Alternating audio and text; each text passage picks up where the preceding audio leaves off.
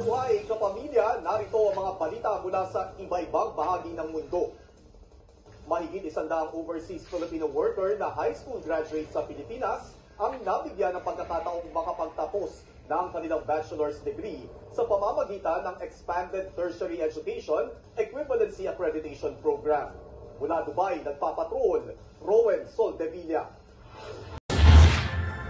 Matagal nang nagtatrabaho sa Abu Dhabi si Christopher Gatmaitan pero hindi siya ma-promote at madagdagan ng sweldo dahil wala siyang bachelor's degree na maipakita sa kanilang kumpanya para umangat ang kanyang katungkulan. Hindi po ako kasama sa mga pinalad na makapagtapos sa mga universidad o high school na kilala sa Pilipinas. Pero hindi po yun yung naging hadlang eh. Ganito rin ang naging experience ni Eric May Romero na nagtatrabaho sa isang travel agency dito sa UAE. Nag-aral po ako dahil po para may mataas akong opportunity at makahanap ako ng magandang trabaho bilang isang OFW dito sa Dubai. Kabilang sina Christopher at Eric May sa mahigit 100 OFW na kumuha ng bachelor's degree sa pamamagitan ng Expanded Tertiary Equivalency Accreditation Program o ETIAP. I hope that you continue to succeed because in this country with over 200 nationalities competing, dapat you should be ready to compete. And this is one way of competing. Patuloy nating gawin to, patuloy nating itaas ang bandila natin habang tayo ay nagiging successful sa lugar na ito. Ating ipinapakita ang values at ang kadakilaan ng ating mga kababayan.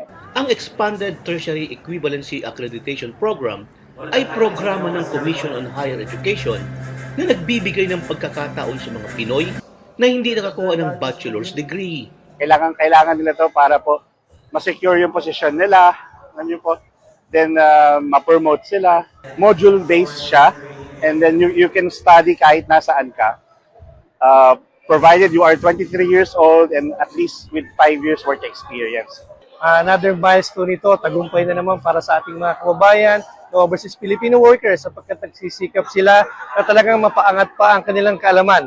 At ito magbibigay sa kanila ng magandang trabaho, siyempre magandang buhay para sa kanila at sa kanilang mga pamilya sa Pilipinas. Ang Transcend Learning Institute ay isa sa ETIAP coordinator ng Philippine Christian University dito sa Dubai.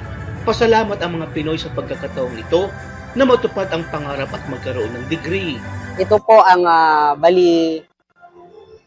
sa ganito pong edad ko, gusto ko pong ma-change yung career ko at environment ko po. Ang magandang balita, We are planning to open more courses.